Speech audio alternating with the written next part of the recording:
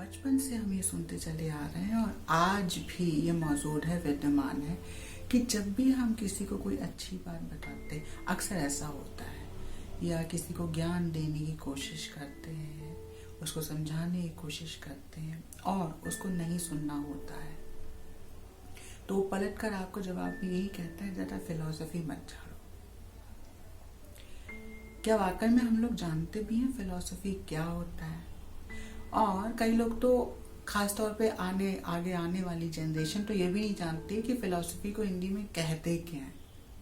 फिलहाल दर्शन शास्त्र कहते हैं और आज हम इसी की चर्चा करेंगे। अगर ये मेरी बातें आपको अच्छी लगती हैं और हम आपको कुछ अच्छा दे पा रहे हैं तो मेरे चैनल को आप बिल्कुल सब्सक्राइब करें, जिससे जब भी हम कोई नई चर्चा करने बैठेंगे तो उसका नोटिफिकेशन आपको मिल जाएगा। चलिए वीडियो को आगे बढ़ाते हैं और आज हम बात करते हैं फिलॉसफी की, इंडियन फिलॉसफी की।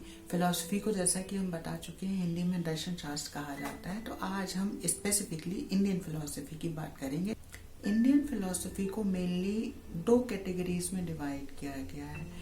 इनको दो भागों में विभाजित किया गया है, एक जो आस्तिक कहलाते हैं और दूसरे जो नास्तिक कहलाते हैं। आस्तिक जो ईश्वर में यानी शिव की या परमात्मा की बात करते हैं, इसमें विश्वास रखते हैं, और नास्तिक वो जो इसके अलग बात करते हैं। दोनों की अपनी अलग अलग फिलॉसफी, उनके कई सारे स्कूल्स हैं उनमें भी, लेकिन दो मेजर कैटेगरीज हैं। इंग्लिश में इसी आस्तिक को, जो कि सदाशिव की बात करते हैं, ऑर्थोडॉक्स कहा जाता है, और जो नास्तिक होते हैं उनको हेटेरोडॉक्स कहा जाता है, क्योंकि वो उतने कट्टरपंथ की बात नहीं करते हैं। वो ईश्वर, शिव और सदाशिव, परमात्मा, इन सब की उतनी बात नहीं करते हैं। जो आस्तिक दर्शन शास्त्र है, जिसको कि ऑर्थोडॉक्स स्कूल्स ऑफ फिलॉसफी कहा जाता है, वो 6 हैं। वो इस प्रकार हैं: वेदांत, सांख्य, न्याय, मीमांसा, वैशेषिक और योग। उसी के विपरीत नास्तिक हैं, उनमें 3 आते हैं: चारवाक, बौद्ध, जैन, यानी कि बुद्धिज्म और जैनिज्म।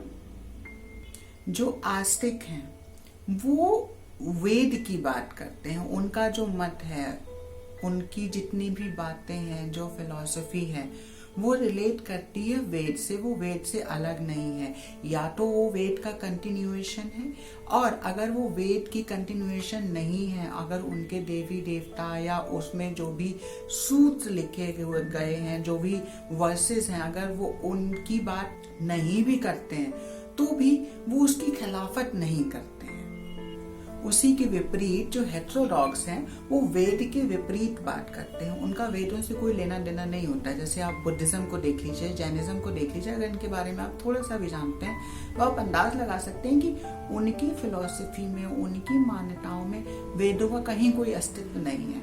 हाँ, फिलॉसफी है क्योंकि भारत से ही निकली है, तो कहीं ना कहीं लिंक होगा, लेकिन वो साफ तौर पर वेद का कहीं भी जिक्र नहीं करते हैं, या जो भी कुछ वेद में लिखा है उसकी वो कहीं भी बात नहीं करते हैं। और इसके साथ साथ जितनी भी फिलॉसफी है, जो मैंने आपको मेनली 6 स्कूल्स बताए, वेदांत, सांख्य, न्याय, मीमांसा, वैशेषिक, योग, वो कहीं ना कहीं वेद से, जितने भी 4 वेद हैं, ऋग्वेद, यजुर्वेद, सामवेद, अथर्ववेद, इनसे कहीं ना कहीं इन्फ्लुएंस्ड हमेशा रहे हैं। पॉजिटिवली आप देख लीजिए या नेगेटिवली, वो वेदों से कहीं भी अलग नहीं है। जो भी फिलॉसफी निकल के आती है वो वेदों के इर्द गिर्द ही होती है। इंडियन फिलॉसफी की बात हम कर रहे हैं। वेदांत और मीमांसा वेदों का डायरेक्ट कंटिन्यूएशन बताया गया है। जो भी बातें हम लोगों को वेद में बताई गई हैं, उसी का एक्सटेंशन है इन दोनों फिलॉसफीज में, वेदांत और मीमांसा। अब वेदांत और मीमांसा में जब दोनों में ही कंटिन्यूएशन है वेदास का, तो इन दोनों में फर्क क्या है? फर्क ये है, जो वेदांत है वो वेदों के ज्ञान की बात करता है, और जो मीमांसा है वो वेदों में जो कर्म बताए गए हैं, जो प्रक्रियाएं बताई गई हैं, उनकी बात करता है। इसका मतलब ये है, वेद के 2 पक्ष हैं, 2 साइड्स हैं। एक है रिचुअलिस्टिक मैनर और दूसरा है स्पेक्युलेटिव। जो रिचुअलिस्टिक है उसमें क्या किया जाना चाहिए, कैसे किया जाना चाहिए, इसकी बात करते हैं। और जो स्पेकुलेटिव है उसमें जो उसका सार है, जो सत्व है, जो अंत में जो ज्ञान निकल के आता है, आप समझ लीजिए जो जिस्ट है, उसकी बात की जाती है। तो वेदांत जो है वो ज्ञान की बात करता है और मीमांसा जो है वो कर्म की बात करता है, रिचुअलिस्टिक मैनर की बात करता है। भारतीय दर्शन शास्त्र में यानी इंडियन फिलॉसफी में जो उसका बेस है वो है एक्सपीरियंस, यानी कि अनुभव। जितनी भी बातें कही गई हैं, जितने भी अलग स्कूल्स मैंने बताए, वो सारे बेस्ड हैं कि इंसान ने अनुभव क्या किया है।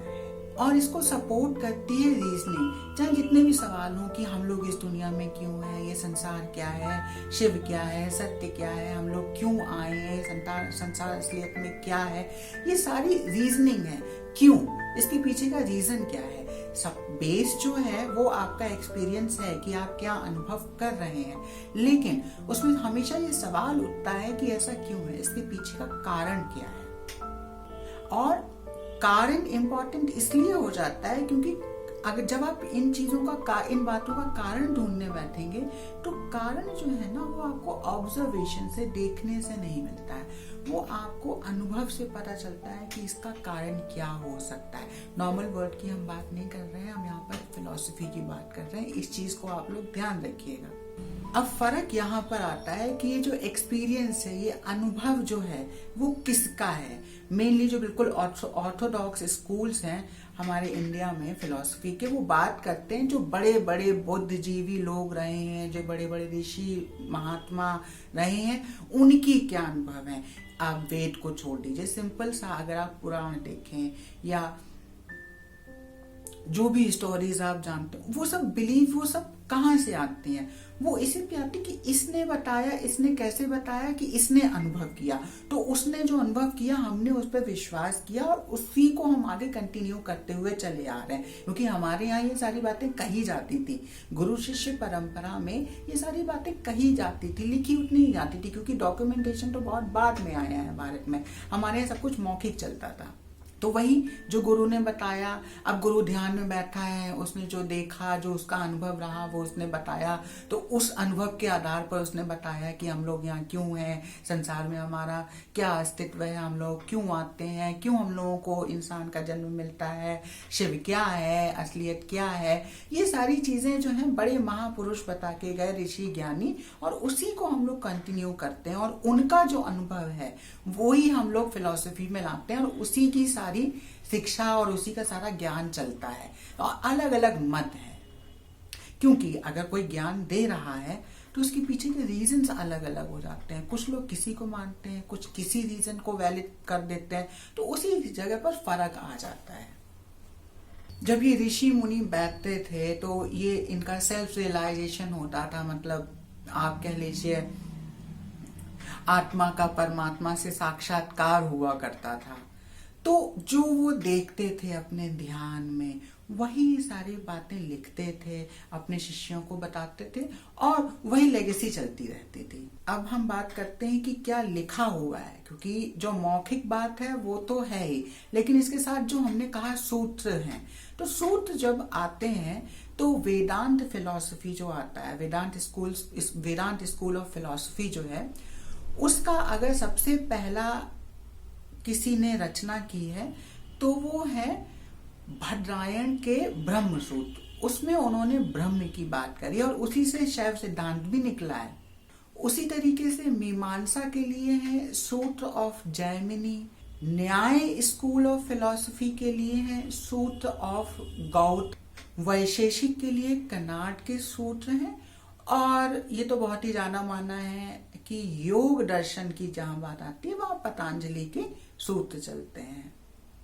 इसीलिए बाबा रामदेव ने ब्रांड का नाम कुछ और नहीं रखवाया, पतंजलि रखवाया है, क्योंकि योग की जहां बात आती है वो पतंजलि के सूत्र, वो पतंजलि ने लिखे हैं।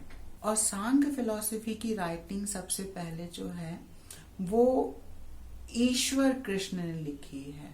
उसमें थोड़ा सा सांख्य फिलॉसफी की जो राइटिंग है उसमें थोड़ा सा डिस्टर्बेंस है, एग्जैक्ट नहीं मिलता है, बट जो मोस्टली एक्सेप्टेड है वो ईश्वर कृष्ण की राइटिंग है, उनके सूत्र हैं। अब क्योंकि ये सूत्र हुआ करते थे, वर्सेस हुआ करती थी। सूत्र अगर आप हिंदी में समझने की कोशिश करेंगे ना, सूत्र एक धागा है, वो धागा है, उसमें आप सारी बातें पिरोते थे। वो एक फॉर्मूला होता था जिसको आप इंटरप्रेट कर सकते हैं अपने हिसाब से। अब ये डिपेंड आपके ऊपर करता है, अच्छा बुरा। वेदस में जो वेद हैं उनमें जितनी भी जानकारी है और संस्कृत वर्ड्स अगर आप उनके देखें थोड़ा बहुत जितना हम समझ पाते हैं, वो सारा रूट वर्ब है। अब उस रूट वर्ब से बहुत सारी चीजें निकलती हैं। ये आपके ऊपर डिपेंड करता है कि आप उस रूट वर्ब से क्या समझते हैं और क्या इंटरप्रेट करते हैं। तो हमारे यहाँ सब चीज बहुत ही ओपन रहती है आपके लिए। हमने आपको बता दिया, अब आपके ऊपर है कि आप उससे क्या इंटरप्रेट करते हैं। ये नहीं कहा जाता है कहीं पर भी कि ये ऐसा है, ये ऐसा ही है, अब आप इसको रट लीजिए और बिल्कुल समा लीजिए, नहीं। आपको बता दिया जाता है, एक क्लू दे दिया जाता है। अब उस क्लू से आप क्या इंटरप्रेट कर सकते हैं, उस बेसिक इंफॉर्मेशन से आप क्या समझ सकते हैं, ये आपके ऊपर है। ये आपकी बुद्धि और आपका ज्ञान तय करता है कि आप उससे क्या कर रहे हैं। अब ये जो सूत्र थे, क्योंकि ये समझे नहीं जा सकते थे इतनी आसानी से, इसलिए उन सूत्र का एक्सटेंशन जो है वो कमेंट्रीज यानी टीकाकरण, जिसको टीकाकरण का मतलब वो वैक्सीनेशन नहीं, टीका जो लिखा जाता था, जो कमेंट्रीज होती थी, जैसे ब्रह्म सूत्र की कमेंट्री जो है वो शंकर ने करी है, उसके बाद भद्र नारायण, और उसके अलग अलग जो सूत्र हैं उनके अलग अलग बड़े बड़े गुरुओं ने कमेंट्री करी है। ये एक बहुत ही सिंपल सा और बेसिक सा नॉलेज था इंडियन फिलॉसफी के बारे में। आगे आने वाले वीडियोस में हम कोशिश करेंगे कि आपको बड़ी आसानी से समझा सकें कि इंडियन फिलॉसफी क्या है और वो क्या कहती है। उम्मीद करते हैं कि आपको थोड़ा सा सरल लगा होगा, क्योंकि फिलॉसफी एक ऐसा सब्जेक्ट है जो वाकई में इतना आसान नहीं है, ना तो पढ़ना, ना समझना और ना ही किसी को बता पाना। मैंने अपना प्रयास किया और आगे आने वाले कुछ वीडियोस में हम कोशिश करेंगे कि आपको आसानी से समझा सकें। तब तक के लिए